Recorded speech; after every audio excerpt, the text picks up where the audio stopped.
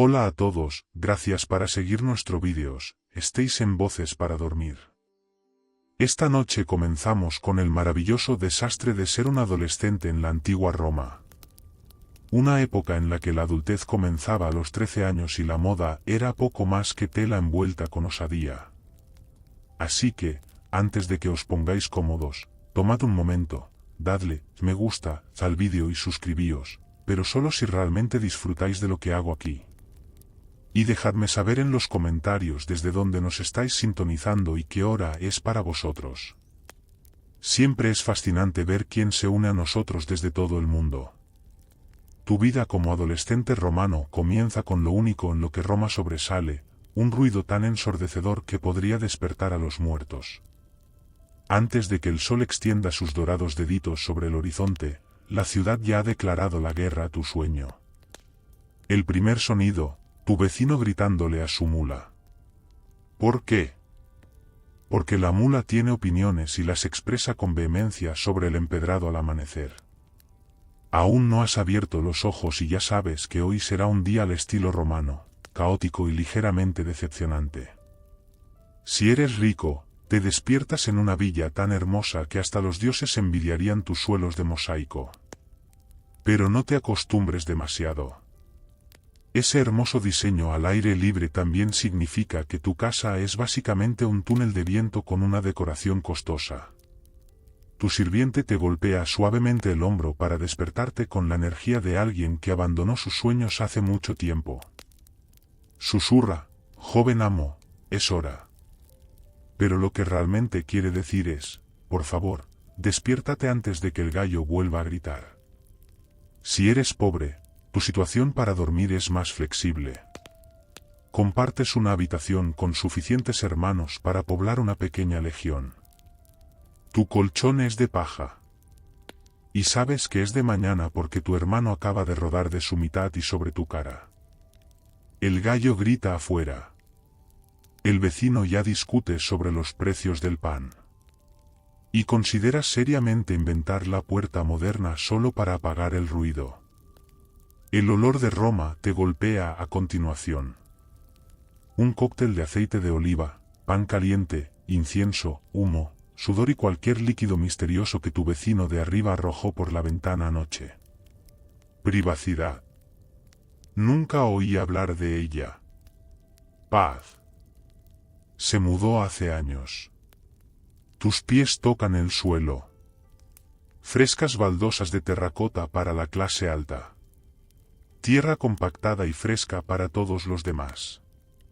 De cualquier manera, hace suficiente frío como para hacerte cuestionar todas tus elecciones de vida. Tropiezas a través de un laberinto de objetos domésticos al azar, cántaros, cestas, sandalias, las herramientas de tu padre, y al menos un gato que se niega a moverse porque, en su propia mente, es una deidad menor. Y entonces, como si fuera una señal, la ciudad sube el volumen otro nivel.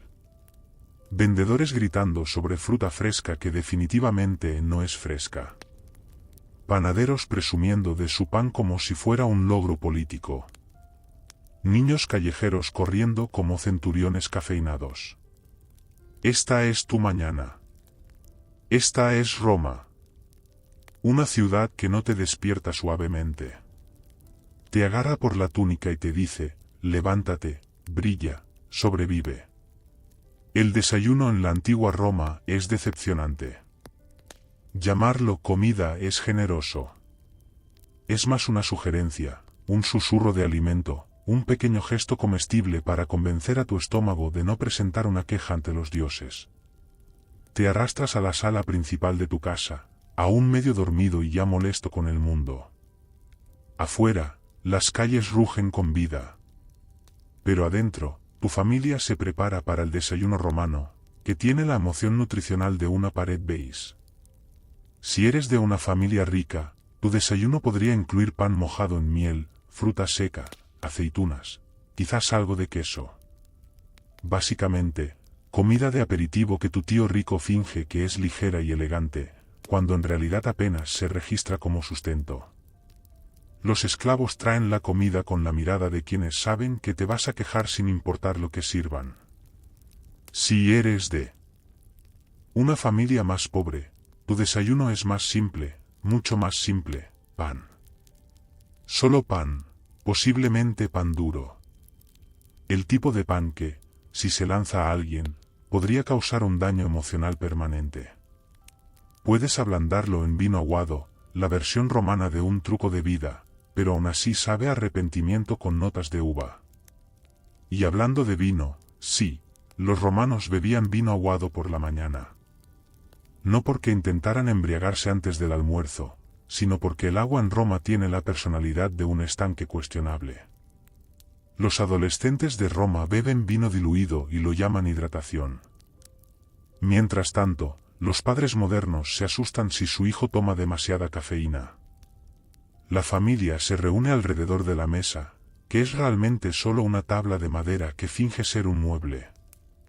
Tu padre ya está discutiendo sobre política, impuestos, o ese vecino que lo miró raro la semana pasada. Tu madre está planeando mentalmente todo el día, limpieza, deberes rituales, compras y recordarte que te comportes en público, un trabajo a tiempo completo. Si eres un adolescente rico, desayunas mientras un esclavo está cerca, sosteniendo tus zapatos, esperando que termines para ayudarte a atar las correas. Si eres pobre, tu madre te lanza las sandalias desde el otro lado de la habitación con la precisión de un centurión entrenado.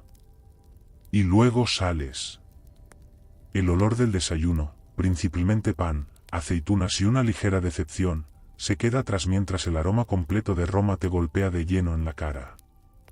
Comida callejera chisporroteando, animales deambulando, alguien gritando sobre pescado fresco, otro gritando que miente, y un mendigo discutiendo con una paloma. El desayuno ha terminado. Combustible adquirido. Roma espera. Y sí, ya está gritando. En la antigua Roma, no existe tal cosa como una fase adolescente. No hay adolescencia, ni transición suave de la niñez a la adultez. Roma miraba a los chicos de 13 años y decía, felicidades. Ahora tienes las responsabilidades de un senador de 40 años sin ninguno de los sueldos. No creces hacia la adultez. Te empujan a ella como a un soldado lanzado a la batalla antes de terminar su desayuno. Comienza con la ceremonia de la toga. Una mañana eres un niño corriendo descalzo y a la siguiente te están envolviendo en la toga virilis, una sábana gigante, pesada, y excesivamente dramática que señala al mundo que ahora eres un adulto respetable. Aunque tu cerebro todavía está firmemente en la etapa de desarrollo de ¿tenemos bocadillos? Tu familia sonríe con orgullo. Tu padre te da una palmada en la espalda. Tu madre se limpia las lágrimas. Mientras tanto, tú solo intentas no tropezar frente a la mitad del foro y convertirte en el protagonista del chismorreo romano durante la próxima década. Si eres una chica, las expectativas golpean aún más fuerte. Una mañana estás jugando con muñecas de arcilla, y a la siguiente tu madre dice, hablemos de matrimonio. A los 13. 13, la edad en la que la mayoría de los adolescentes modernos luchan por elegir una foto de perfil. En Roma, es la edad en la que empiezas a pensar en gestionar un hogar, seleccionar buena lana y prepararte para criar humanos que eventualmente gritarán opiniones políticas a la gente en la calle. Roma no creía en encontrarse a uno mismo. Roma creía en asignarte una identidad. Eres el hijo de un panadero. Felicidades. Vas a ser panadero. Eres la hija de un mercader. Fantástico. Ahora estás estudiando contabilidad, te guste o no, y los romanos adoraban la responsabilidad. La amaban tanto que te daban responsabilidades antes de que pudieras procesar completamente la palabra responsabilidad. Se esperaba que los chicos se prepararan para la política, la retórica y posiblemente el servicio militar. Las chicas aprendían a llevar un hogar, gestionar las finanzas, dirigir a los sirvientes e idealmente evitar iniciar escándalos, lo cual en Roma era más difícil de lo que parece. Todo lo que haces es juzgado, tu postura, tus modales, tu gramática latina, tu vestimenta, la forma en que miras Alguien en público. Roma es una ciudad de chismosos profesionales. Todos tienen una opinión y ninguna de ellas es sutil. Incluso tus pasatiempos son monitoreados. ¿Estás leyendo? Bien. ¿Estás jugando? Mal. ¿Estás mirando a los gladiadores demasiado tiempo? Depende de quién te haya visto. Roma no esperaba a que maduraras. Roma exigía madurez inmediata y ruidosamente. Y en público. Si eres un adolescente romano, tu vida viene con un uniforme, la toga virilis. Y llamarlo uniforme es generoso, porque en la práctica, es un pesado, impráctico y poco cooperativo monstruo de prenda que parece específicamente diseñado para hacerte tropezar en público. La primera vez que te la pones, de repente entiendes por qué cada estatua romana parece estresada. En el momento en que sales, la toga comienza su lenta transformación en una sábana incómoda con una vendetta personal. Se te resbala del hombro. Se te enreda alrededor de las piernas. Intenta estrangularte durante las ráfagas de viento. Y si roza el suelo, suciedad instantánea. Roma es polvorienta, caótica y está llena de líquidos misteriosos que no quieres en la tela. Pero la usas de todos modos porque anuncia al mundo, ahora soy un hombre. Aunque todavía tienes 13 años y aún no has descubierto cómo sostener la toga sin parecer que estás luchando contra una criatura marina. Ahora que eres oficialmente un hombre en la sociedad romana, de nuevo, a los 13, tus responsabilidades comienzan a acumularse más rápido que las ánforas en una vinatería. Tu padre decide inmediatamente que es hora de que aprendas las cosas importantes, retórica, filosofía, derecho, disciplina militar y cómo saludar a la gente en público sin avergonzar a la familia. Y si te equivocas, no te preocupes. Alguien lo señalará ruidosamente. Tu día incluye ir a la escuela, un aula ruidosa al aire libre donde tu maestro insiste en recitar las palabras de grandes filósofos mientras ignora al pescadero que grita detrás de él. Pasas horas copiando pasajes griegos, memorizando discursos y practicando argumentos. Los romanos adoraban discutir. Entrenaban para ello como atletas. Aprendes a debatir de todo, política, poesía, arquitectura, si el corte de pelo de tu amigo parece estúpido, todos temas válidos. Después de la escuela, podrías acompañar a tu padre al foro, el corazón palpitante de Roma. Aquí observas la política en acción, senadores mintiendo con convicción, mercaderes gritando sobre precios y oradores públicos gesticulando lo suficientemente dramáticamente como para golpear accidentalmente a los transeúntes. Tu padre susurra, un día serás tú. Mientras tú piensas, un día, espero aprender a caminar con esta toga. También se espera que muestres virtudes, coraje romano y disciplina. Esto incluye entrenar tu cuerpo, practicar con espadas de madera y aprender a marchar como un pequeño y poco impresionante legionario. Ser un adolescente romano no es relajante. Es un maratón de expectativas envuelto en tela. Pero bueno, al menos tus sandalias son cómodas. Generalmente. Si eres un adolescente en la antigua Roma, tu vida no se desarrolla suavemente. Encaja en su lugar como una trampa. En un momento eres una niña jugando con muñecas hechas de restos de lana, y al siguiente tu madre te dice, cariño, hablemos de la gestión del hogar y de tu futuro marido, mientras tú aún estás procesando mentalmente la lección de ayer sobre el hilado de lino.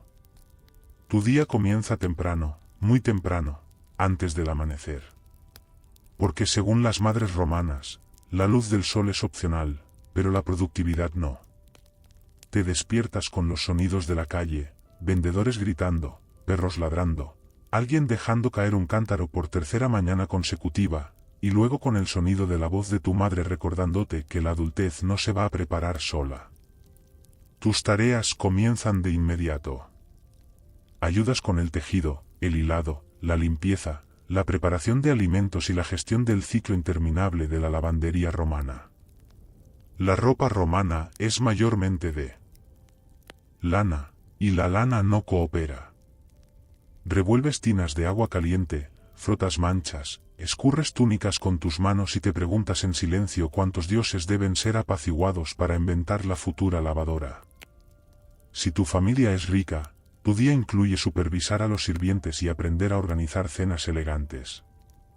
Cenas donde los invitados juzgan la disposición de los asientos, el condimento, la conversación, la decoración, probablemente, tu existencia. Tu madre te enseña a sonreír cortésmente mientras haces cálculos mentales para estirar el presupuesto del hogar. También te enseña a evitar escándalos familiares, lo cual en Roma es una ocupación a tiempo completo porque el escándalo es básicamente un deporte urbano. Si tu familia es pobre, tu carga de trabajo se duplica. Ayudas a llevar el puesto familiar en el mercado, cargas un peso mayor al tuyo, regateas con comerciantes que se creen genios de la comedia y persigues a tus hermanos antes de que accidentalmente prendan fuego a algo. Y además de todo esto, se espera que te prepares para el matrimonio. A los 13 o 14 años, tus padres ya están evaluando posibles maridos. ¿Rico? Bien. ¿Familia respetable? Mejor. ¿El aliento huele a anchoas fermentadas? Desafortunado, pero sobrevivible. ¿Amor? ¿Qué es el amor? ¿Un poema griego? ¿Un artículo de lujo? ¿Algo que solo los extremadamente ricos pueden permitirse? Las chicas romanas aprenden pronto a navegar una sociedad construida enteramente por hombres que creen saber lo que es mejor para todos. Tu madre te enseña los secretos reales, cómo negociar, cómo gestionar las finanzas, cómo manejar tranquilamente todo el hogar sin que ningún hombre note que eres tú quien hace todo el trabajo. Tu vida es exigente, estructurada, caótica e interminablemente ocupada. Y solo tienes 13 años. Roma no te da tiempo para crecer. Simplemente asume que ya lo has hecho. La escuela en la antigua Roma no es el santuario académico tranquilo que la gente moderna imagina. No hay aulas silenciosas, pasillos pulcros ni carteles inspiradores que te recuerden que debes alcanzar las estrellas. No, la escuela romana ocurre al aire libre, en público, en pleno caos. Básicamente intentas aprender filosofía en medio de un mercado de agricultores. Tu día escolar comienza cuando llegas al ludus, que es esencialmente un pequeño espacio cerca de una calle o mercado. Tu maestro, el literite, ya está allí, sentado con la expresión eterna de alguien que se pregunta por qué los dioses lo maldijeron con una carrera que involucra adolescentes. Tus compañeros se reúnen alrededor del maestro, cada uno armado con una tablilla de cera, un estilete y la capacidad de atención de una ardilla ligeramente cafeinada. La calle es ruidosa. Los niños corren. Los comerciantes gritan sobre aceitunas. Un perro callejero entra y decide que tu tablilla de cera es un juguete para masticar. Aún así, tu maestro exige concentración absoluta. Tus lecciones incluyen lectura, escritura y aritmética básica. Suena simple, excepto que aprendes griego y latín al mismo tiempo porque los romanos decidieron que sus adolescentes debían sufrir académicamente desde dos direcciones a la vez. Practicas la formación de letras en tu tablilla de cera mientras tu maestro camina corrigiendo la postura, la pronunciación y las elecciones de vida. Luego viene la retórica. La retórica es la materia favorita de Roma. Olvídate de las matemáticas, olvídate de la ciencia. Los romanos creían que si podías discutir ruidosamente y de forma convincente mientras agitabas los brazos, podías tener éxito en cualquier lugar. Comienzas a practicar pequeños discursos, introducciones, debates simples y recitaciones dramáticas de poesía. Tu maestro insiste en que cada línea debe ser pronunciada con la suficiente pasión como para conmover al Senado.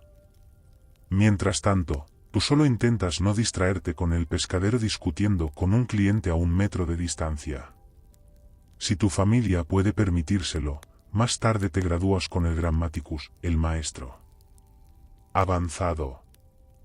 Aquí estudias literatura griega, historia, geometría y la manera correcta de insultar a alguien usando vocabulario homérico. Aprendes la diferencia entre buena gramática, gramática elegante y gramática que haría que el fantasma de Cicerón te abofeteara. Por supuesto, los maestros son estrictos. Imponen disciplina con un palo que tiene nombre, un palo apodado. Y de alguna manera, esa no es la parte más aterradora. La parte más aterradora es la expectativa constante de que te convertirás en un ciudadano romano elocuente, educado y socialmente presentable que no avergüence a toda la casa tropezando con su toga durante un discurso. La escuela en Roma es ruidosa, exigente, caótica, sin embargo, aprendes.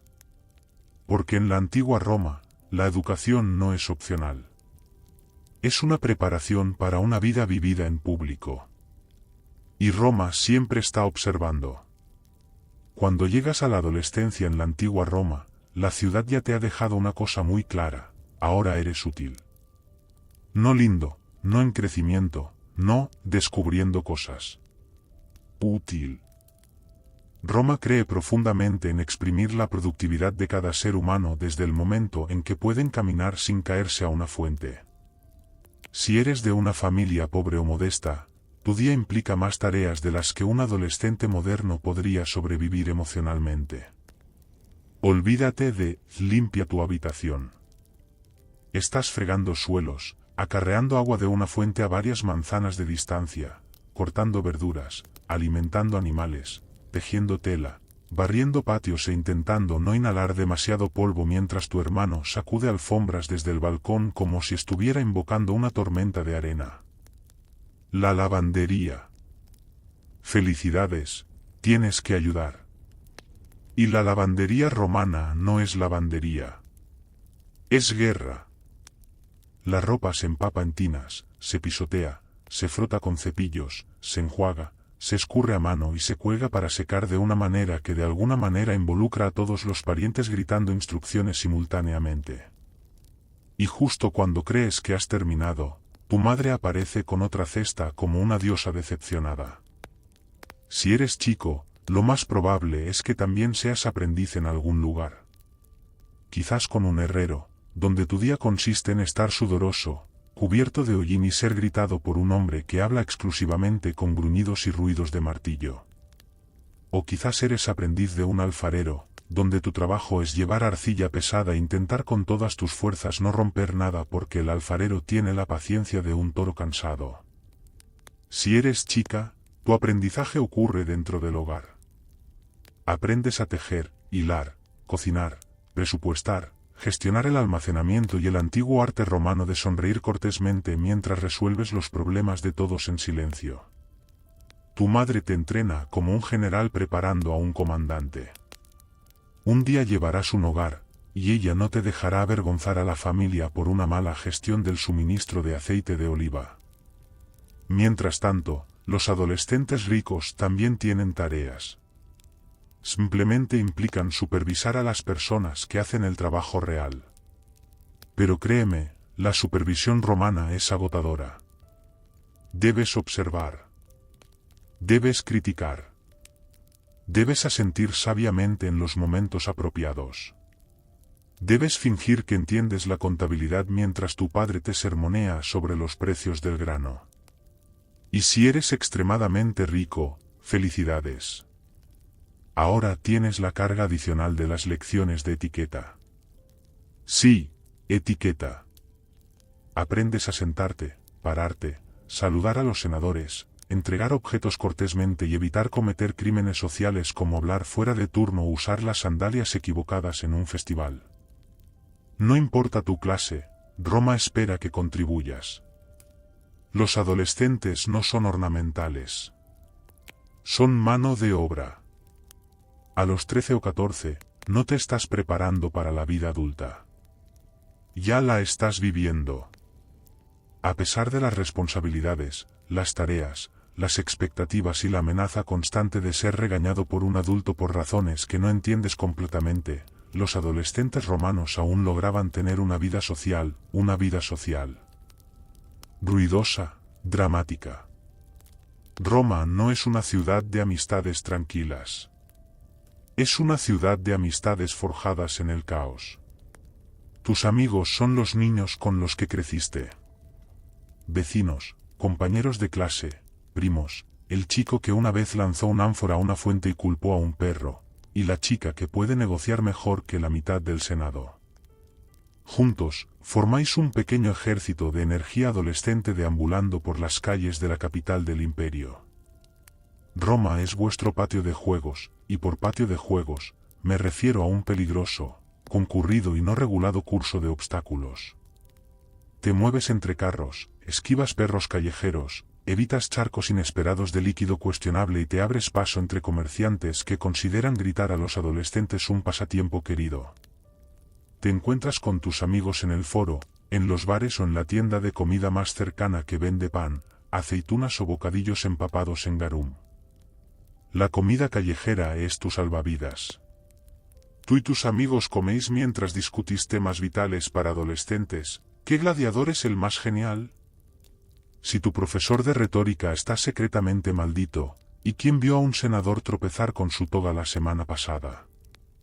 Los juegos son una parte enorme de la vida adolescente romana. Jugáis a juegos de pelota en patios estrechos, juegos de mesa con tabas y 100 caóticas variaciones de la pilla, que involucran reglas que ningún adulto entiende. Los chicos pueden luchar o practicar combates simulados. Nada dice amistad como intentar derribar a tu amigo al suelo. Las chicas socializan a través de círculos de tejido, sesiones de chismes y momentos ocasionales de rebelión pacífica, como poner los ojos en blanco cuando los adultos creen que no están mirando. Los baños son el mejor lugar de reunión. Incluso los adolescentes demasiado pobres para permitirse una comida adecuada ahorrarán 1 o 2 monedas para la entrada. Dentro sudas en la sala caliente, te chapoteas en la piscina fría, susurras chismes, presumes de tus tutores, te quejas de las tareas y finges ser adultos sofisticados mientras en realidad te comportas como adolescentes ruidosos convencidos de que el vapor oculta sus secretos. Por supuesto, Roma está llena de reglas, así que escabullirse es prácticamente obligatorio.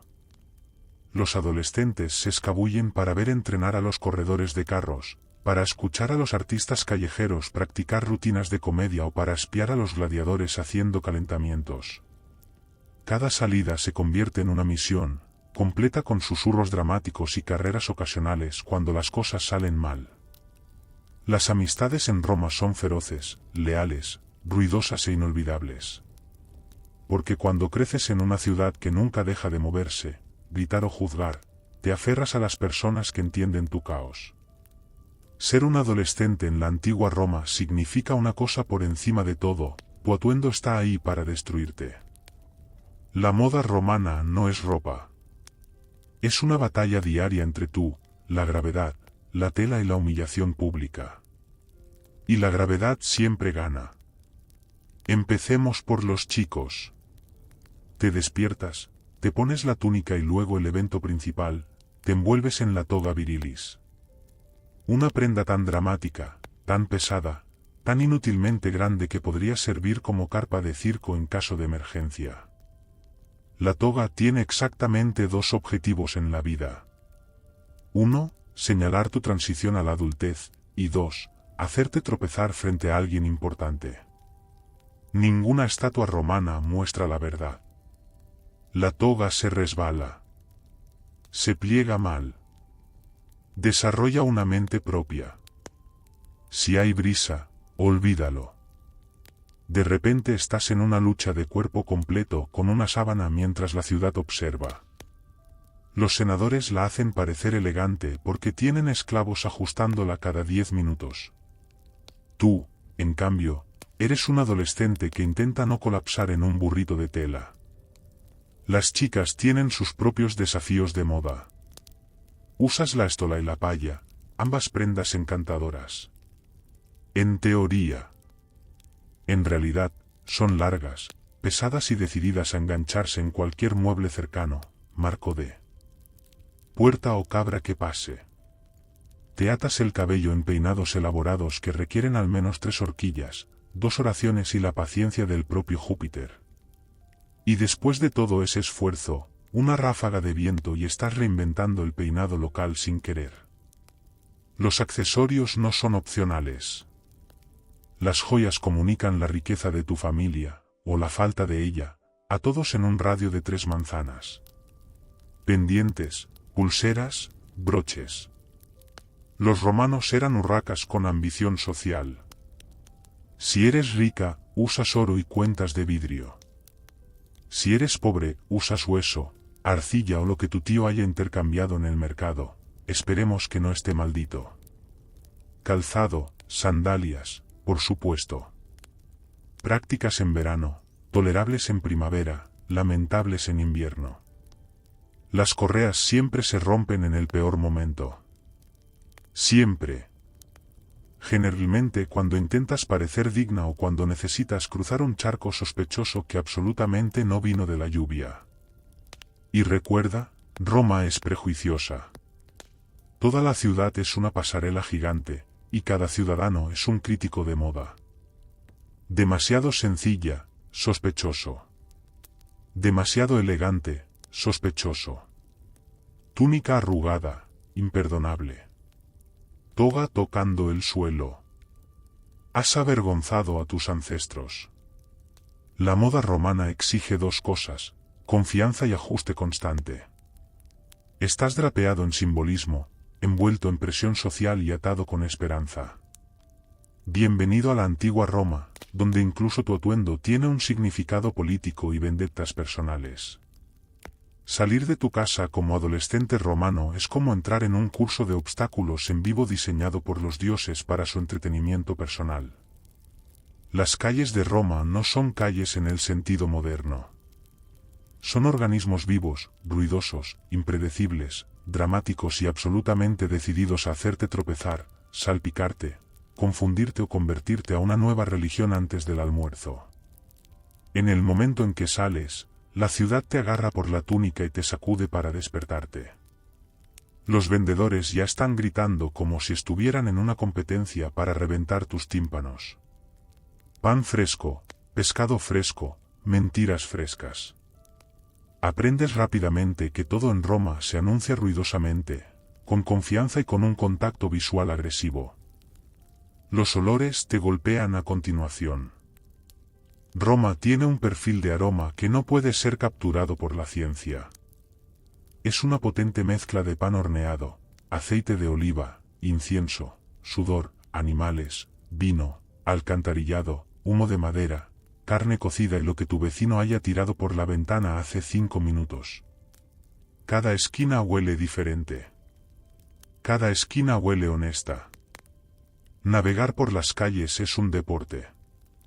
Primero, esquivas carros tirados por burros que tienen absolutamente cero respeto por los peatones. Luego, te apartas de mendigos, artistas, perros callejeros y niños corriendo como lagartos cafeinados. Los adoquines son irregulares, los callejones son estrechos y la mitad de la población le grita a la otra mitad. Pasas por tiendas que bordean las calles, pequeños negocios llenos de actividad. Los panaderos sacan panes humeantes de los hornos. Los herreros martillean metal tan ruidosamente que tu alma vibra. Los barberos afeitan a los clientes a la vista del público. Y los taberneros gritan ofertas tentadoras que implican que definitivamente lamentarás el vino más tarde. Los artistas callejeros están por todas partes. Músicos rasgan laúdes. Los poetas recitan versos con la confianza de personas que nunca han sido abucheadas antes. Y los acróbatas intentan volteretas que hacen que tu madre rece en voz baja.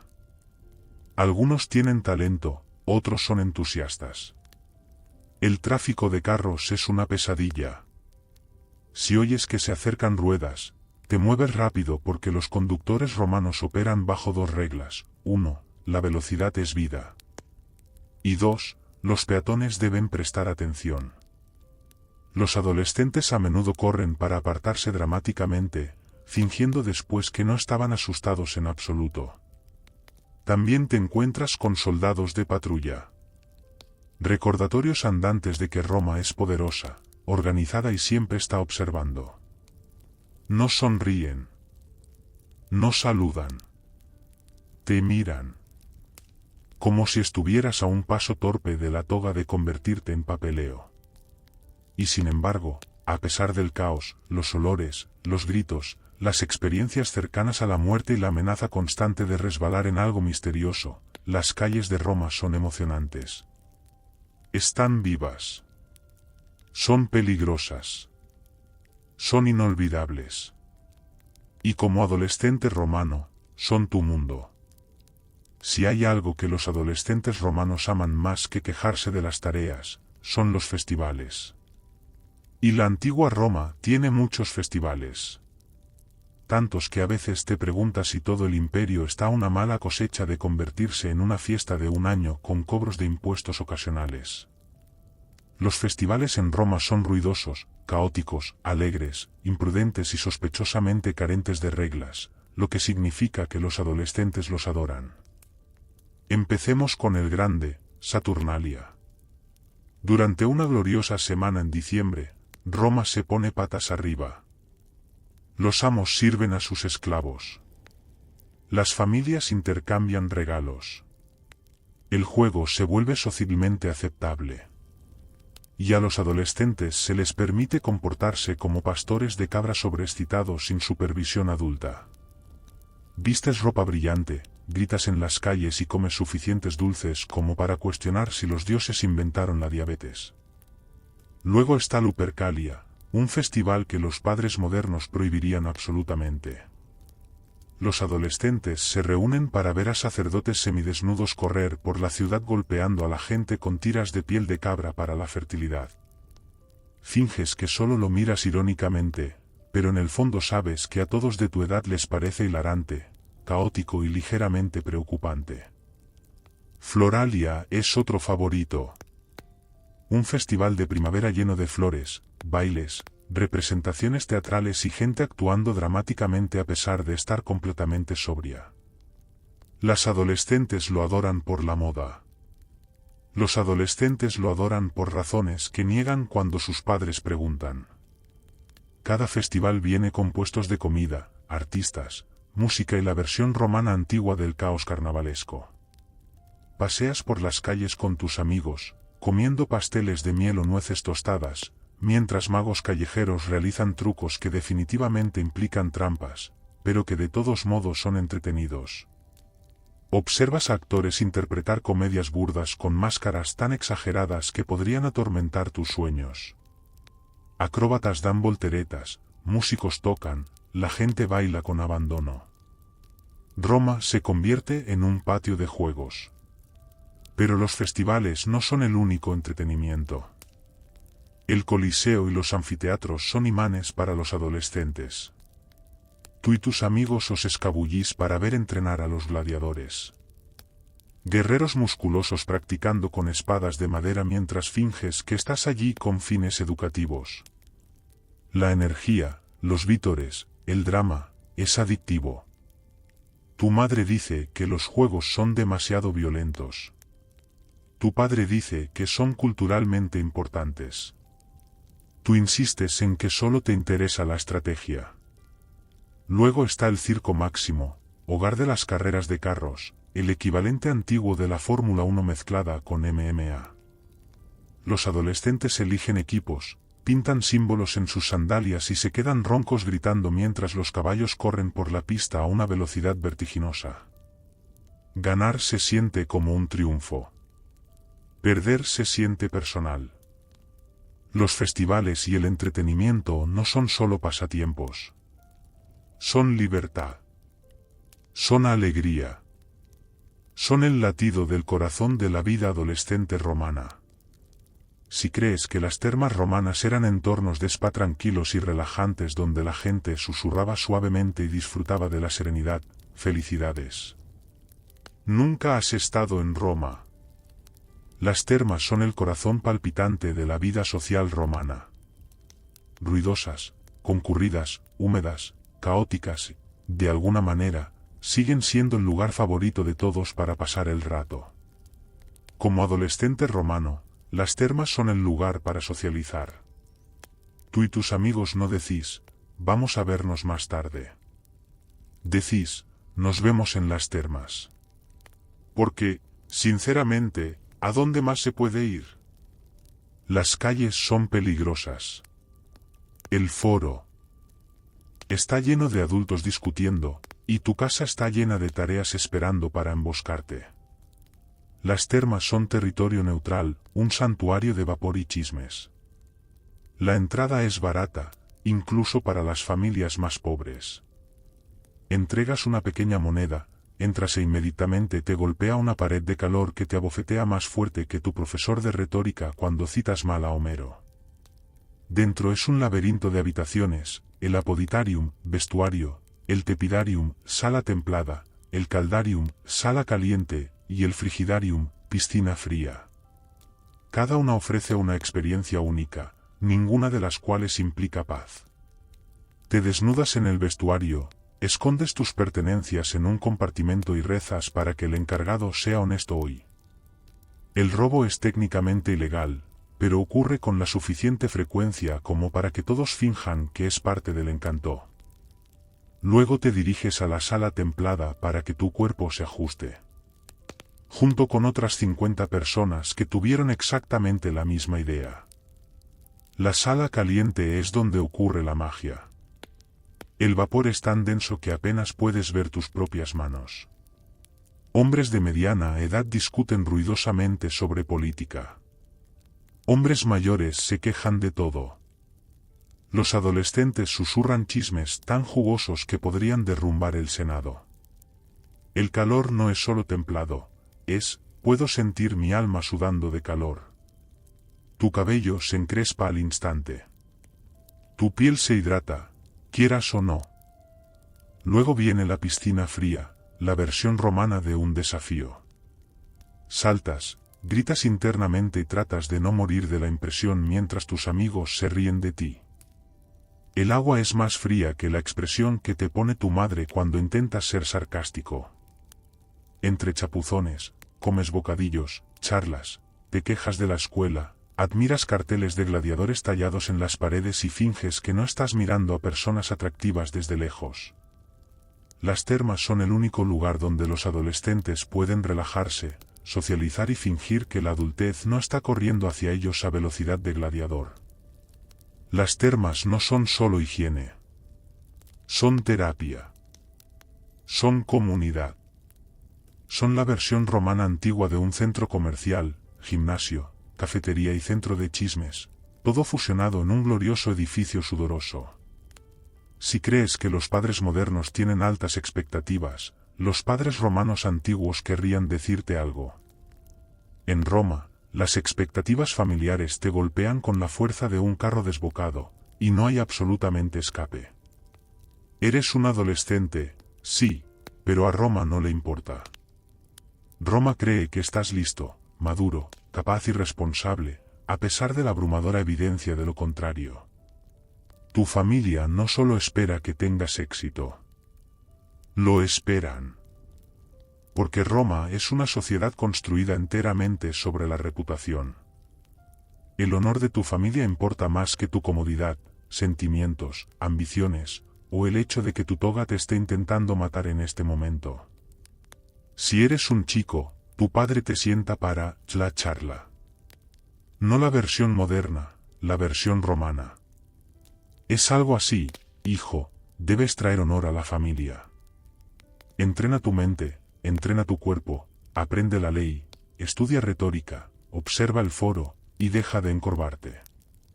Los vecinos pueden ver. Luego gesticula dramáticamente hacia el horizonte como si los propios dioses estuvieran tomando notas.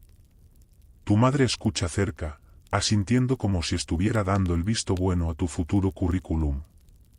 Ella te recuerda que tu comportamiento se refleja en toda la casa. Como caminas, hablas, comes, saludas a la gente e incluso respiras en público debe hacerse con la habilidad calculada de un senador en miniatura. Si eres una chica, la presión es aún más intensa. Tu madre asume tu entrenamiento como un general preparando a un comandante. Debes aprender a llevar un hogar con una eficiencia fluida, presupuestar, supervisar sirvientes, tejer, limpiar, organizar el almacenamiento, gestionar invitados, mantener los rituales religiosos y asegurar que la familia tenga suficiente aceite de oliva para sobrevivir los próximos 10 años. Y luego está el matrimonio. El matrimonio no es una idea lejana. Es un proyecto activo en marcha antes de que hayas descubierto si te gusta la poesía o prefieres las carreras de carros. Tus padres elaboran estrategias de alianzas, dotes y que posible marido tiene menos rumores sospechosos asociados a él. Te sientas en silencio, asintiendo cortésmente, mientras gritas internamente. Las familias romanas esperan disciplina. Esperan modestia. Esperan logros. Esperan obediencia.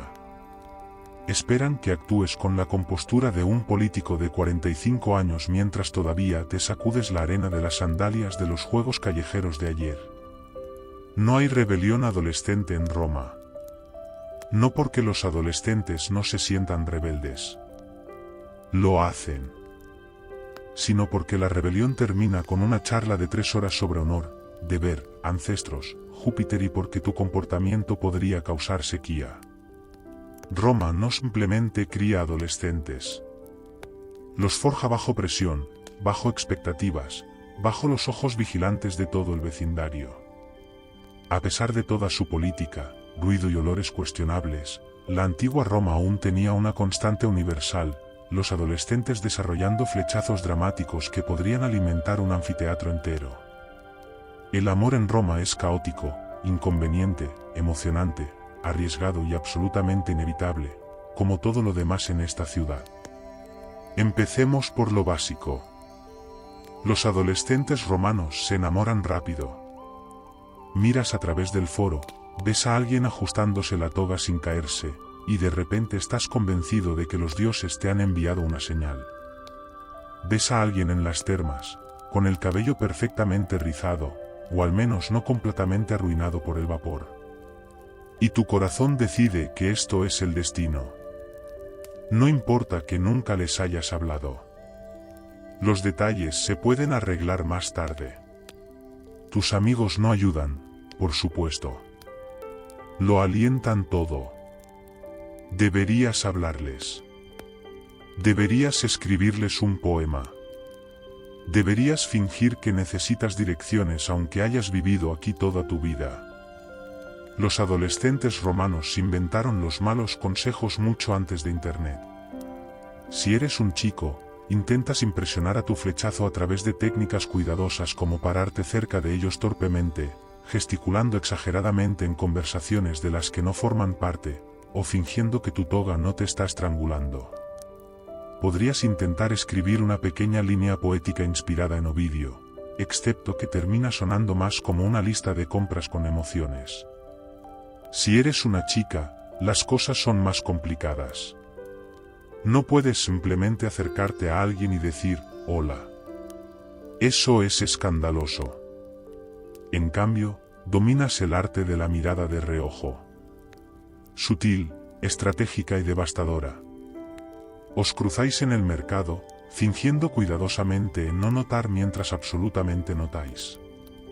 Intercambiáis sonrisas tímidas mientras vuestras madres discuten sobre los precios de las verduras. Las cartas de amor existen, pero no son notas dobladas pasadas por debajo de los pupitres. Son tablillas de cera con expresiones dramáticas como, tu belleza arde más brillante que la llama de Vesta, que tus padres no deberían encontrar por ahí. Si lo hacen, soportarás una charla tan larga que podría abarcar múltiples administraciones políticas.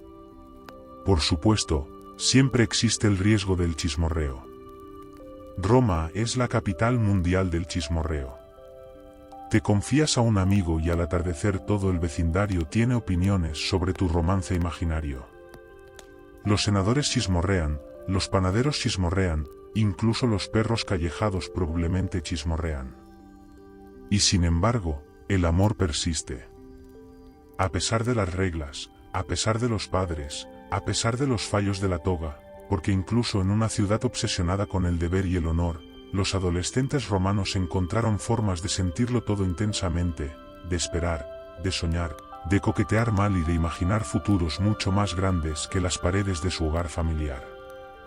En Roma, el amor no es privado. Es arte, es drama, es supervivencia y ocasionalmente un completo desastre. Cuando llegas a la adolescencia tardía en la antigua Roma, la ciudad ya ha decidido tu destino. No preguntó. Decidió. Roma no espera a que te descubras a ti mismo, encuentres tu pasión o resuelvas las cosas. Roma cree que todo eso pertenece a las aulas de filosofía griega, no a tu vida. Se espera que entres en la adultez con la confianza de alguien que sabe lo que está haciendo, a pesar de que tú absolutamente no lo sabes. Si eres un chico, la adultez llega con un golpe seco.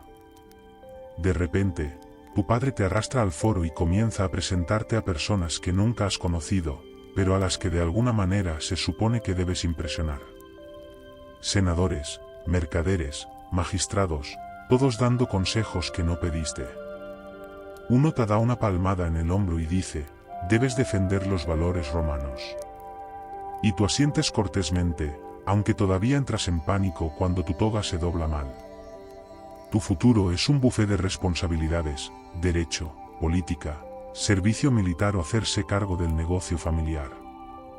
Y justo cuando crees que estás listo para elegir tu camino, los adultos te recuerdan los otros deberes, honrar a los ancestros, mantener el honor familiar, evitar escándalos, tomar decisiones financieras inteligentes, y por supuesto, producir herederos algún día. Sin presión. Si eres una chica, la adultez es aún más intensa. No entras, saltas a la responsabilidad. Se espera que manejes un hogar con la precisión de un comandante militar. Gestionas sirvientes, presupuestas recursos, organizas deberes religiosos, preparas comidas, recibes invitados, supervisas el tejido y sonríes con gracia a través de cada crisis que la familia inventa. Y luego está el matrimonio. El matrimonio no es un viaje romántico. Es una alianza estratégica, un plan a largo plazo y la versión romana antigua de, por favor, no nos avergüences. Aprendes a navegar tu nuevo hogar con encanto, paciencia, inteligencia, ocasionalmente, la rabia silenciosa de alguien que no ha tenido un día libre desde la infancia. Todos te observan. Todos te juzgan. Todos esperan grandeza, o al menos competencia, que en Roma es prácticamente lo mismo. Pero aquí está la parte sorprendente. Por abrumadora que sea la adultez, los adolescentes romanos se adaptan. Afrontan el desafío. Sí, se quejan en silencio. Sí, entran en pánico internamente. Sí, ocasionalmente desean que Júpiter les conceda un descanso. Pero Roma te moldea. Su ruido te fortalece. Sus expectativas te agudizan. Su caos te prepara para una vida vivida con orgullo en la ciudad más grande del mundo. Ya no eres solo un adolescente. Eres un romano, un adulto en el imperio. Listo o no, Roma avanza y tú marchas con ella. En el siglo XII, Europa tropezó con una de las invenciones culturales más extrañas de toda su época medieval, el amor cortés. Un sistema donde enamorarse apasionada, desesperada y matemáticamente desastrosamente de alguien inalcanzable no era un fallo moral, sino una exhibición de estatus. En lugar de no cometas adulterio, los aristócratas medievales inventaron una laguna, adorar intensamente a alguien pero nunca tocarla realmente. Era el romance elevado a un deporte filosófico completo con reglas, rituales y un número alarmante de poemas escritos por hombres que probablemente no se habían duchado desde Pascua. En el corazón del amor cortés estaba la imposibilidad. La mujer ideal era casi siempre casada, usualmente con alguien poderoso, generalmente mucho mayor, y casi siempre el tipo de hombre que pensaba que la poesía era sospechosamente francesa, y por lo tanto, peligrosa. Pero este obstáculo no era un fallo del sistema. Era el motor. Un amor que ya tenías nunca podría ser noble. Un amor que nunca podrías tener. Eso era la perfección. Los poetas medievales insistían en que el amor más puro era el que permanecía insatisfecho. El tipo que te torturaba cortésmente mientras escribías versos sobre una mujer que quizás ni siquiera conocía tu nombre. Este romance requería actuación. El caballero no debía seducir a la dama. O no, eso sería grosero. En cambio, debía adorarla como si fuera un ángel terrenal, el GPS moral de su alma. Podría llevar su símbolo a la batalla, una cinta, un guante o, a veces, un trozo de tela que ella definitivamente no sabía que la había robado. Anunciaría su lealtad a ella en canciones, en torneos, incluso frente a su marido, que desafortunadamente solía ser quien patrocinaba el torneo. La dama tenía su propio papel. Se esperaba que inspirara virtud, corrigiera el comportamiento del caballero con una crueldad cortés y lo rechazara con la suficiente gracia como para que la amara aún más. Su trabajo, esencialmente, era ser inalcanzable mientras fingía que apreciaba el esfuerzo.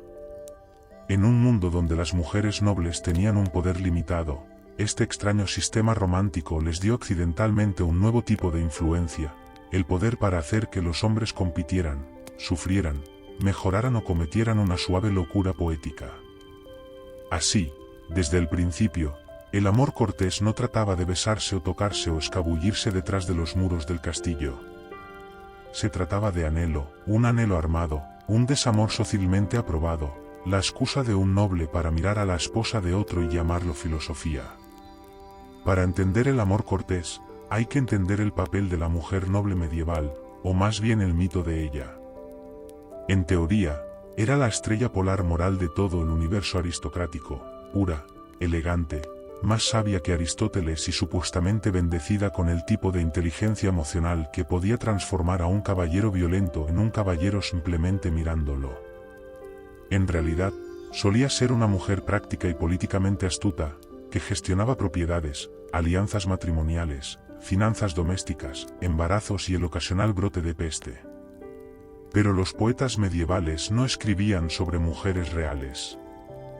Escribían sobre la dama, una criatura ficticia que existía casi por completo en su imaginación y ocasionalmente en sus alforjas como un pañuelo bordado. La idealización era dramática. Los poetas describían a su dama elegida como alguien cuya belleza podía suavizar la ira de Dios, cuya sonrisa podía domar leones y cuya voz podía curar heridas. Las verdaderas mujeres nobles, mientras tanto, estaban ocupadas asegurándose de que los bandidos no robaran la cosecha de grano. Pero en la fantasía romántica, la mujer era una especie de fuerza divina, una musa, una juez, una fuente de iluminación espiritual. No estaba destinada a ser humana tanto como simbólica.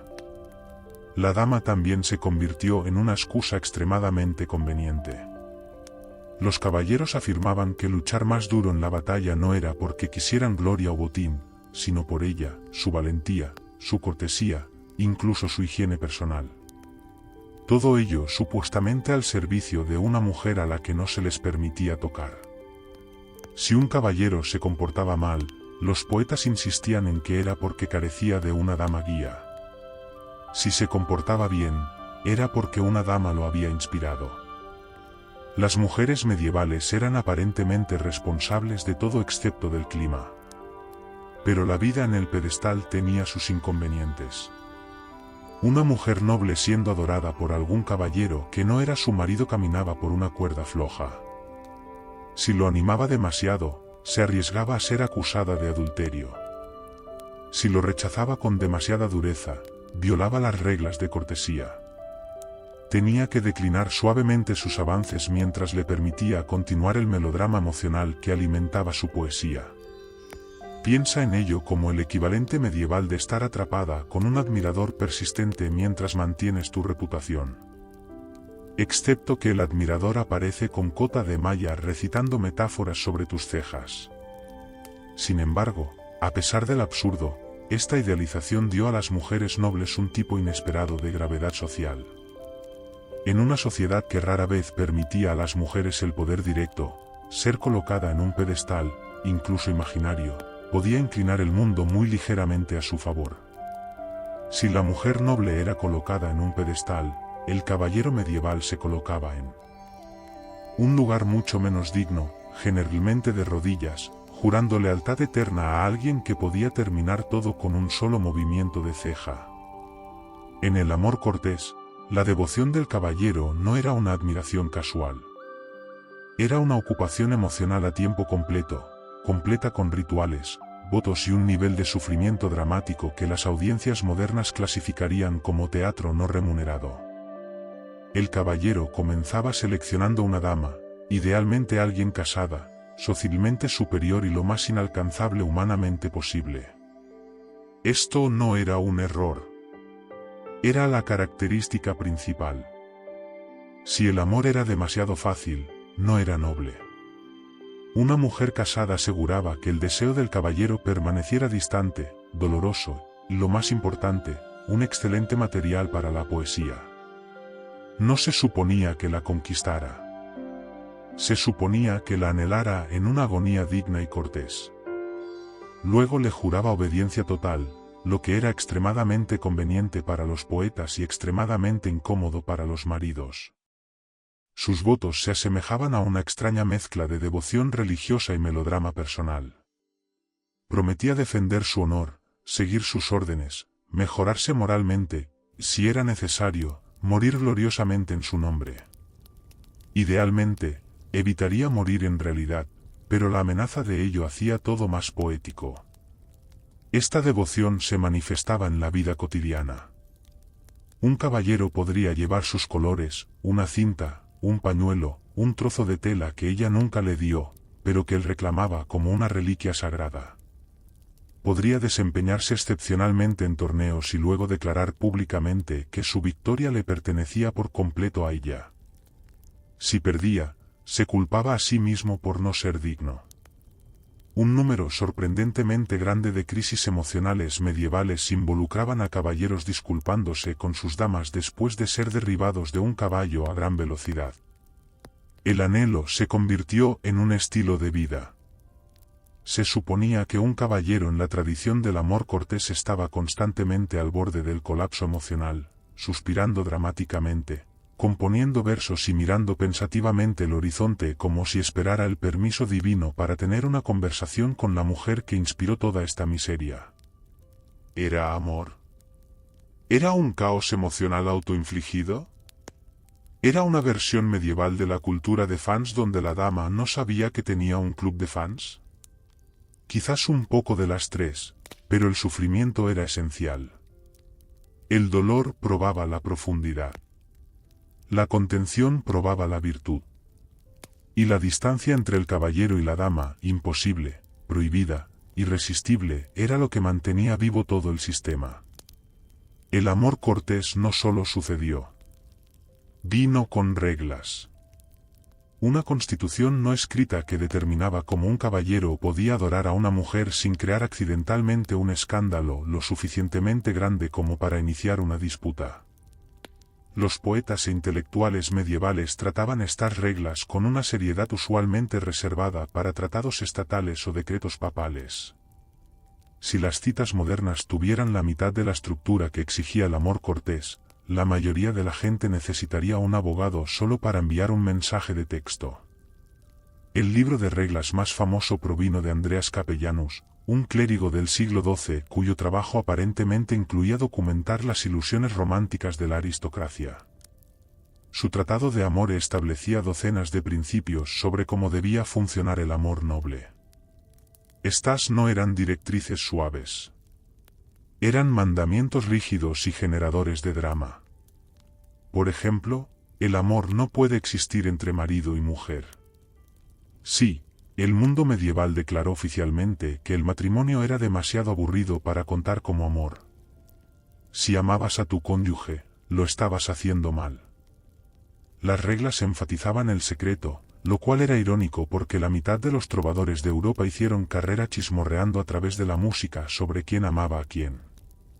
Pero el secreto preservaba la dignidad, o al menos la ilusión de ella. La devoción de un caballero tenía que ser lo suficientemente privada como para evitar el escándalo, pero lo suficientemente pública como para elevar su reputación social. Toda una cuerda floja para alguien que llevaba 70 libras de metal. Otra regla: el amor prospera en la dificultad. Si las cosas iban bien, algo estaba claramente mal.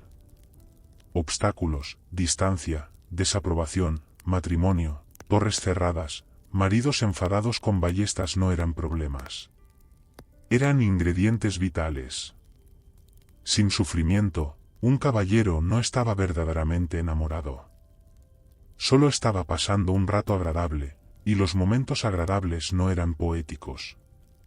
Una dama, mientras tanto, debía mostrar misericordia sin aliento y firmeza sin crueldad. Demasiado fría y violaba la cortesía. Demasiado cálida y violaba todo lo demás. Sus respuestas debían medirse en milímetros. Suficiente amabilidad para mantener al caballero devoto, suficiente contención para evitar rumores y suficiente paciencia para soportar toda una vida de poemas comparando sus cejas con lunas crecientes. El amor cortés también exigía mejora moral. Un caballero tenía que usar su anhelo para elevar su alma, volverse más virtuoso, más valiente, más refinado. Si no salía de este circo emocional como un hombre mejor, fracasaba en la tarea. Así que sí, esto era romance, pero regulado, una pasión tan cuidadosamente coreografiada que incluso el adulterio tenía una estética aprobada. Y para bien o para mal, moldeó la comprensión del amor en la Europa medieval durante siglos. Si el amor cortés era un fuego cultural, entonces los trovadores eran quienes corrían por Europa con antorchas, felizmente prendiendo más cosas en llamas. Estos poetas músicos del sur de Francia tomaron el caos emocional crudo del anhelo noble y lo convirtieron en el equivalente medieval de los éxitos que encabezaban las listas. Imagina un mundo donde cada canción popular trata sobre el flechazo desesperado de alguien por una mujer noble casada. Esa era la Provenza del siglo XII. El trabajo de un trovador era en parte poeta, en parte artista, en parte columnista de chismes.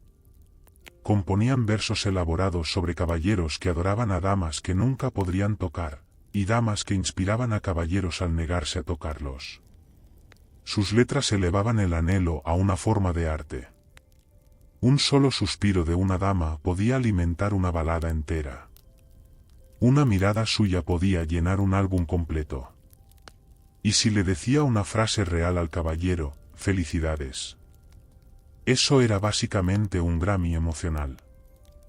Los trovadores ayudaron a difundir la ideología del amor cortés por toda Europa. Sus canciones viajaron de castillo en castillo, a veces llevadas por los propios trovadores, a veces por caballeros que las memorizaban y a veces por princesas que llevaron la tradición al norte cuando se casaron con reyes extranjeros. Leonor de Aquitania, reina de Francia, luego reina de Inglaterra, fue la Beyoncé de la promoción del amor cortés. Gracias a ella, toda la aristocracia se enganchó a la idea de que la forma más elevada de amor era básicamente un tormento emocional estructurado. Pero los trovadores no solo entretenían, moldeaban reputaciones. Un caballero podía encargar a un poeta que celebrara su devoción, una estrategia de relaciones públicas medieval. Una dama podía ganar prestigio social a través de canciones que elogiaran su belleza y virtud. Por otro lado, un poema mal escrito podía causar problemas. El trovador que insinuaba demasiado fuertemente a un admirador secreto de una mujer noble podía provocar rumores, disputas o, en casos extremos, la guerra. Nada dice, tensión romántica, como el riesgo de iniciar accidentalmente un conflicto regional. La poesía misma a menudo exageraba la realidad a proporciones míticas. El caballero se convertía en un héroe impecable. La dama se convertía en una diosa. El marido se convertía en un obstáculo con una personalidad muy desafortunada. Los trovadores usaban la metáfora como condimento, generosamente, dramáticamente y a veces sin sentido. Las manos de una dama eran más blancas que la leche. Sus ojos eran brillantes como espadas. Su corazón estaba fortificado como un fuerte castillo. Las mujeres reales probablemente solo querían supervisar a sus sirvientes en paz. Sin embargo, el poder de estos artistas era innegable. Convirtieron el anhelo en entretenimiento, el secreto en espectáculo y el desamor personal en una obsesión cultural colectiva. Sin los trovadores, el amor cortés habría permanecido como un pasatiempo de nicho. Con ellos, se convirtió en la locura más de moda de Europa. Para entender por qué el amor cortés se volvió tan popular, hay que entender el matrimonio medieval, o más bien la asombrosa falta de romance dentro de él. El matrimonio entre la nobleza no trataba de emociones. Trataba de propiedad, alianzas, derechos sobre la tierra, herederos y asegurarse de que tu vecino no te invadiera la próxima primavera. Los sentimientos eran, en el mejor de los casos, irrelevantes. En el peor, eran una responsabilidad. Desde el momento en que nacía un niño noble, su matrimonio estaba esencialmente predecidido. Las familias negociaban los emparejamientos como movimientos de ajedrez. Una hija podía ser prometida a los 3 años, casada a los 12 y gestionando un hogar antes de poder beber legalmente vino medieval sin supervisión. Sus preferencias personales no formaban parte de la negociación. La personalidad de su futuro marido tampoco formaba parte de la negociación. Si resultaba ser el doble de su edad, emocionalmente inaccesible, permanentemente gruñón o construido como un guerrero, esa era simplemente su nueva realidad. Para los hombres, la situación no era mucho más romántica. Un caballero podía soñar con aventuras, gloria o una mujer noble que realmente le sonriera.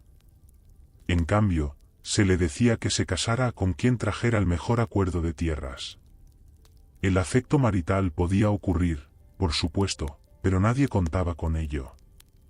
Eso era algo con lo que tenía suerte, como encontrar un almacén de grano sin clasificar o sobrevivir a una herida de flecha. Así, en este desierto emocional irrumpió el amor cortés, un sistema donde a los nobles se les permitía, incluso se les animaba, a sentir algo siempre y cuando no fuera por su cónyuge real. El adulterio en sí mismo todavía estaba oficialmente prohibido, pero el adulterio emocional, eso era prácticamente un pasatiempo. Una mujer podía admirar a un caballero que no era su marido. Un caballero podía reemplazar el deber marital con el anhelo devocional. Y todo esto se consideraba culturalmente refinado en lugar de desordenado. El amor cortés, de una manera extraña, era la válvula de presión de la aristocracia. Hizo que la vida emocional volviera a ser interesante. Creó drama, emoción, propósito. Una mujer noble cuyo matrimonio era políticamente necesario en lugar de satisfactorio podía disfrutar de la admiración sin romper las reglas sociales. Un caballero atrapado en un matrimonio político podía volcar su anhelo en alguien idealizado en lugar de en alguien elegido por cálculos de dote. La contradicción era asombrosa. La sociedad medieval condenaba públicamente el adulterio mientras glamorizaba privadamente un sistema romántico construido enteramente alrededor de desear a alguien que no se te permitía tener. Pero la verdad es simple. El amor cortés existió precisamente porque el matrimonio medieval casi nunca implicaba romance. Cuando tu cónyuge es asignado como un impuesto feudal, el anhelo encuentra otro lugar a donde ir, preferiblemente hacia alguien que haga mejor poesía. Para ser un sistema construido enteramente en torno a desear a alguien que no se suponía que debías tocar, el amor cortés se acercó sospechosamente al adulterio real.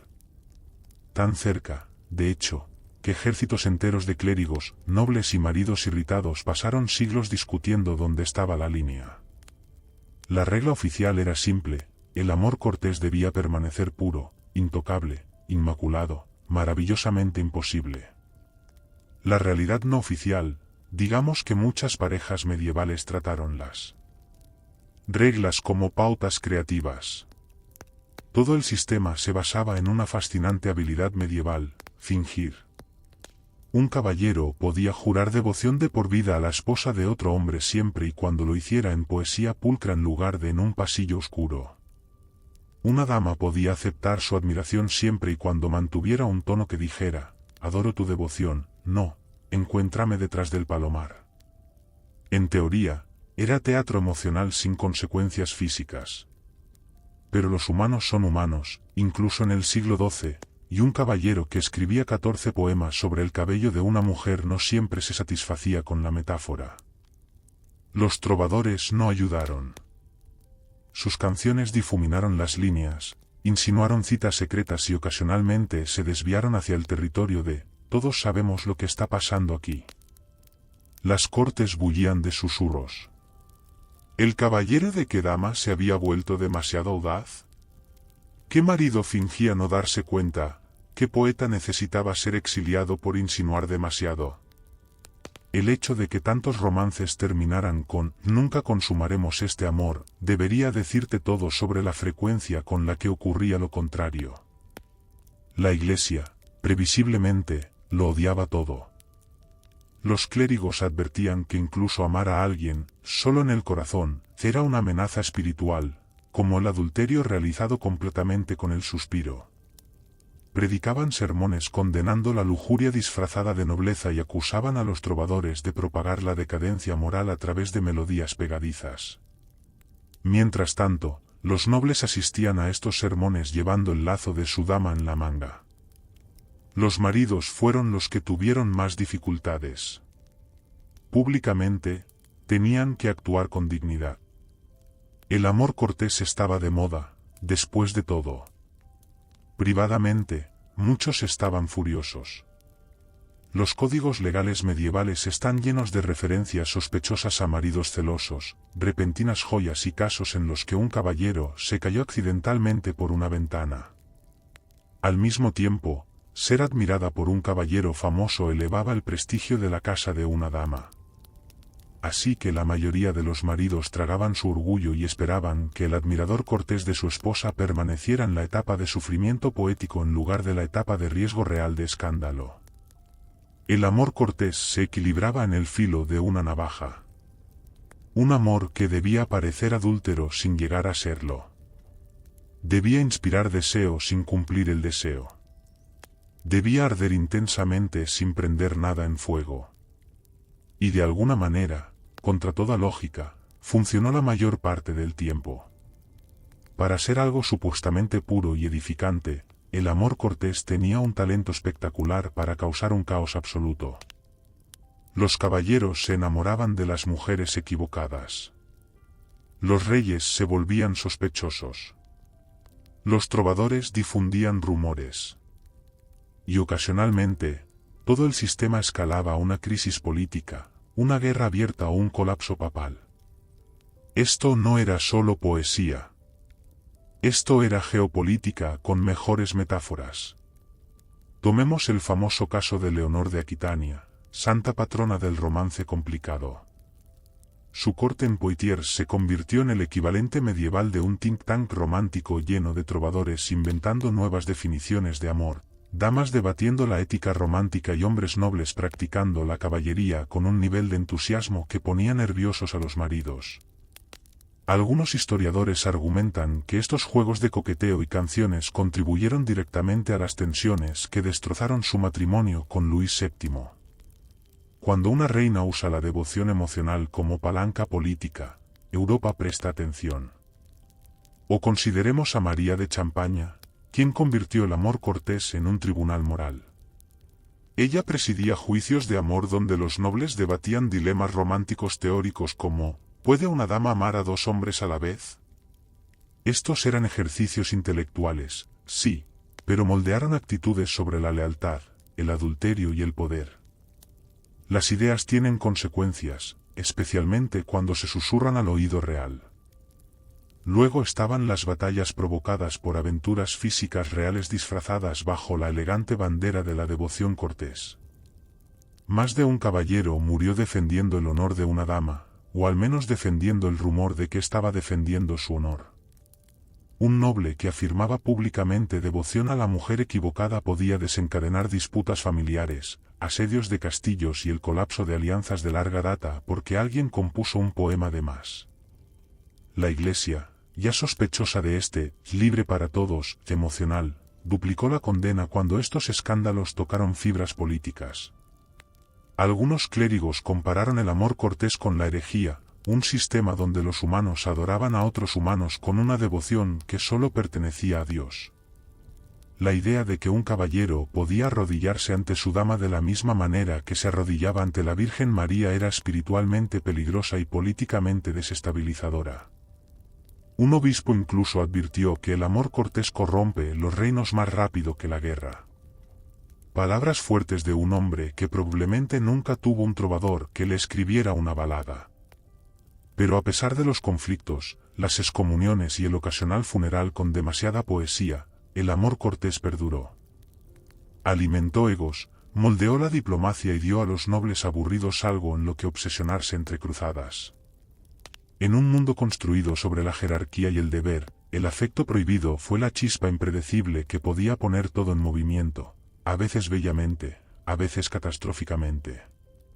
Cuando la Edad Media cojeaba hacia sus siglos finales, exhausta por plagas, guerras y elecciones de moda cada vez más cuestionables, el amor cortés ya había labrado su lugar en la cultura europea.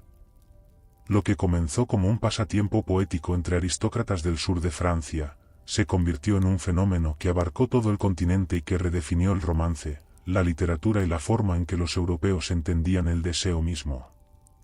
Y aunque el sistema era contradictorio, impráctico y ocasionalmente letal, dejó un legado que aún resuena hoy. Por un lado, el amor cortés inventó la idealización romántica. La idea de que el amor es ennoblecedor, transformador y espiritualmente edificante. Antes de esto, la literatura europea se centraba en batallas, santos y desastres bíblicos. El amor cortés introdujo algo nuevo, la emoción interior. De repente, la poesía no trataba solo de matar enemigos o alabar a Dios. Se trataba de la agonía del anhelo, la emoción de la admiración y el tornado psicológico que ocurre cuando alguien hermoso pasa junto a ti y arruina toda tu semana. También transformó la literatura para siempre. Desde las canciones de los trovadores hasta los romances artúricos de Chrétien de Troyes, la tensión emocional entre amantes prohibidos se convirtió en uno de los motores narrativos favoritos de Europa. Piensa en Lancelot y Ginebra, la pareja de desastre definitiva del amor cortés. Su romance no fue solo una subtrama. Se convirtió en un terremoto moral que sacudió todo el mundo artúrico. Autores de toda Europa devoraron la fórmula, héroe noble, dama inalcanzable, anhelo peligroso, consecuencias trágicas. Era la plantilla del éxito de taquilla medieval. Incluso el romance moderno le debe a la Edad Media. Los tropos del amor no correspondido, la amada colocada en un pedestal, la idea de que el amor requiere sufrimiento. Todo esto se originó en las mismas cortes donde los trovadores rasgaban laúdes y las mujeres nobles fingían estar halagadas mientras planeaban mentalmente la gestión del patrimonio del día siguiente. Cada vez que un personaje suspira dramáticamente en una novela o una película eleva el romance a destino, estás escuchando débiles ecos de un poeta del siglo XII que rimó corazón con mártir en occitano. Y sin embargo, el amor cortés nunca fue solo un movimiento artístico. Reveló algo profundo sobre la sociedad medieval, su hambre de emoción en un mundo dominado por el deber. Los nobles vivían en una jerarquía rígida ligada por matrimonios concertados y responsabilidades políticas. El amor cortés fue su escape, una rebelión socialmente aprobada que les permitía sentir intensamente mientras fingían no romper ninguna regla. Al final, este extraño, hermoso, profundamente impráctico sistema se convirtió en la locura favorita de Europa precisamente porque hizo la vida más dramática, más poética, más humana. E incluso ahora, siglos después, la idea de que el amor debe ser anhelado, no poseído, aún perdura. Un susurro medieval guiando corazones modernos. La medicina victoriana tenía un talento extraordinario.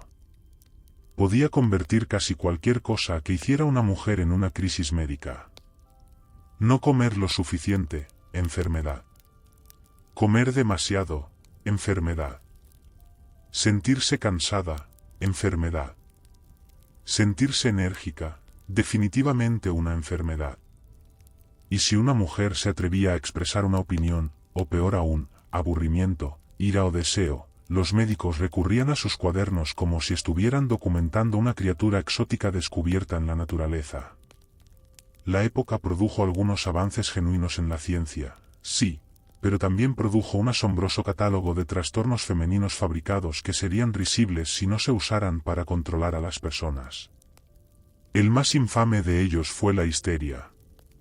Según los médicos victorianos, casi cualquier cosa podía desencadenarla: demasiado pensar, muy poco pensar, montar a caballo, leer novelas, no querer hijos, querer demasiados hijos o existir durante demasiado tiempo en una habitación sin aire fresco. La histeria se convirtió en la navaja suiza médica. Lo explicaba todo, lo que significaba que no explicaba nada. Y, crucialmente, casi siempre se diagnosticaba en mujeres. Los hombres, aparentemente, eran inmunes. Conveniente. Pero la histeria no era solo un diagnóstico. Era un marco, uno que medicalizaba la personalidad, las emociones, las frustraciones y los deseos de una mujer. Si una mujer estaba deprimida porque no tenía derechos legales, era histérica. Si estaba enojada porque su marido la trataba como un mueble decorativo, era histérica. Si expresaba deseo sexual, eso no se veía como un comportamiento humano normal. Era patología. Y así, los médicos recurrieron a las únicas herramientas en las que confiaban: sedación, aislamiento, electroterapia, baños fríos, curas de reposo y suficiente láudano para tranquilizar a un caballo. Los victorianos amaban la ilusión de legitimidad científica.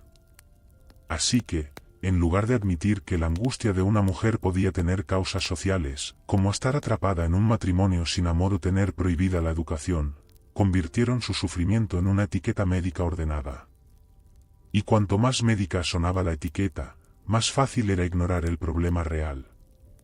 La histeria hacía que los hombres se sintieran lógicos, las mujeres silenciadas y la sociedad justificada. Peor aún, estos diagnósticos a menudo ocultaban la verdad detrás de la verdad. El deseo mismo era tratado como un mal funcionamiento. Si una mujer quería intimidad o placer, los médicos lo veían como una fiebre que necesitaba ser enfriada, una llama que necesitaba ser extinguida. En un mundo obsesionado con la pureza moral y la obediencia femenina, diagnosticar a las mujeres se convirtió en la herramienta perfecta para vigilarlas. La medicina victoriana no solo trataba enfermedades imaginarias. Las creó. Y miles de mujeres pagaron el precio por síntomas que nunca tuvieron realmente. Para entender la medicina victoriana, debes entender que no era solo medicina. Era moralidad. Con un estetoscopio. Los médicos no simplemente diagnosticaban enfermedades. Estaban imponiendo toda una cosmovisión. Creían que la sociedad se mantenía unida por delicados hilos de pureza, obediencia y roles de género rígidos. Y si una mujer tiraba de esos hilos, la civilización podría desmoronarse como un corsé barato. Así, la medicina se convirtió en un arma, no intencionalmente cruel, quizás, pero catastróficamente confiada. Los médicos victorianos se veían a sí mismos como guardianes del orden social. Veían a las mujeres como naturalmente frágiles, emocionales y constitucionalmente inadecuadas para el estrés, lo cual era conveniente porque significaba que se podía culpar a las mujeres de casi cualquier cosa mientras se las excluía de cualquier cosa importante. Si una mujer quería educación, independencia o control sobre su propio cuerpo, los médicos insistían en que estos deseos eran moralmente peligrosos y, por lo tanto, médicamente peligrosos.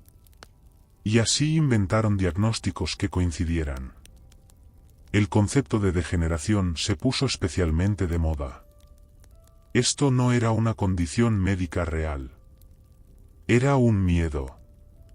Un miedo a que la sociedad estuviera en declive. Que la vida moderna estuviera corrompiendo la moral y que los deseos de las mujeres fueran el primer signo de colapso. Una mujer que leía demasiado, se arriesgaba a una